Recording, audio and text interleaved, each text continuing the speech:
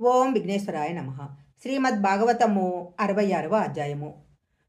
నందవ్రజంలో ఆశ్చర్యకరమైన సంఘటన జరిగింది. కృష్ణ పరమాత్మ అక్కడ ఆవిర్భవించి ఉన్నారు.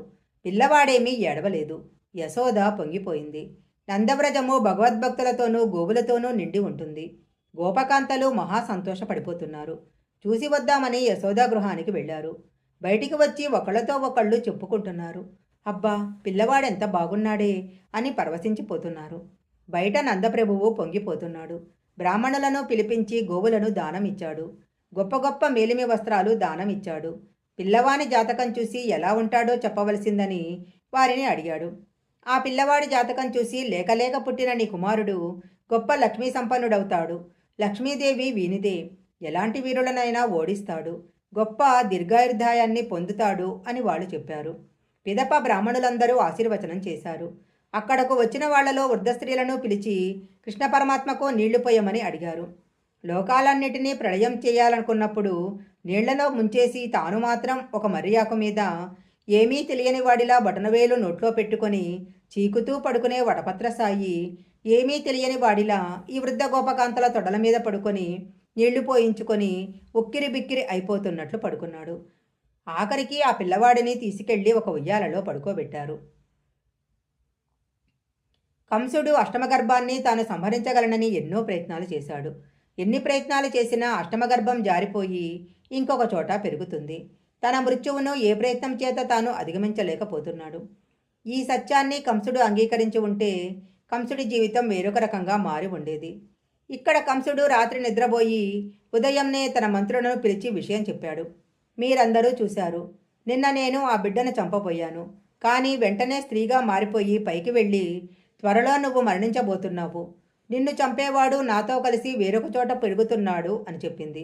నాకు కొంచెం భయంగా ఉంది అన్నాడు. అప్పుడు కంసుని చుట్టూ ఉన్నవాళ్ళు ఈ మాత్రానికే భయపడిపోతారేమిటి? మీ దాటికి ఆగలేక దేవతలందరూ దాక్కుని ఉన్నారు. మీ శక్తి మామూలుది కాదు. మీరు మాకు ఒక ఉత్తర్వు ఇచ్చారంటే మేమంతా తిరిగి కొత్తగా పుట్టిన పిల్లల దగ్గర నుంచి మీరు మాకు ఒక ఉత్తర్వు ఇచ్చారంటే మేమంతా తిరిగి కొత్తగా పుట్టిన పిల్లల దగ్గర నుంచి పళ్ళు వస్తున్న పిల్లల వరకు అందరినీ చంపేస్తాము అన్నారు. నీ ప్రధాన శత్రువు శ్రీ మహావిష్ణువు. గతంలో నువ్వు కాలనెమిగా ఉండగా నిన్ను సంహరించాడు. నీకొక రహస్యం చెబుతాను విను. ఇప్పటికి కూడా పిల్లవాని రూపంలో వచ్చి నిన్నెవరు చంపుతారో తెలుసా? విష్ణువే చంపుతాడు. విష్ణువు మూలాన్ని తీసేయాలి.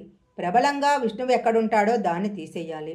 ఎవరెవరు సత్యం మాట్లాడుతున్నారో, ఎవరు జపం చేస్తున్నారో, ఎవరు ఈశ్వరుని నమ్ముతున్నారో, ఎవరు ప్రశాంతంగా ఉంటున్నారో, ఎవరు తపస్సు చేస్తున్నారో, ఎవరు అగ్నికార్యం చేస్తున్నారో, ఎక్కడ ఆవులు ఉన్నాయో, ఎక్కడ దూడలు ఉన్నాయో, ఎక్కడ హోమాలు జరుగుతున్నాయో వీటన్నిటినీ నాశనం చేస్తే విష్ణువు అనేవాడు లేకుండా పోతాడు. అప్పుడు మనకి శత్రువు ఉండడు. అందుకని మనము వీటన్నిటినీ నాశనం చేసేద్దాము. మాకు అనుజ్ఞ ఇవ్వండి అన్నారు. అక్కడ నందవ్రజంలో కృష్ణ భగవానుడు పెరుగుతున్నాడు. అసలు జన్మించాల్సిన అవసరం లేనివాడు. అజాయామానో బహుదా విజాయతే అని వేదం అంటుంది. జన్మించవలసిన అవసరం లేనివాడు అనేకమైన జన్మలు పొందుతున్నాడు. అలాంటి వానికి జాతక కర్మ చేస్తున్నారు. ఆయన కన్నా ముందు ఉన్నవాడెవడూ లేడు. ఆయన తర్వాత ఉండేవాడు లేడు. కాబట్టి ఆయన ఎప్పుడూ తల్లిపాలు త్రాగి ఎరగడు. అలాంటి వాడు ఈరోజు ఆశ్చర్యంగా యశోదాదేవి ఒడిలో పడుకుని పాలు తాగుతున్నాడు.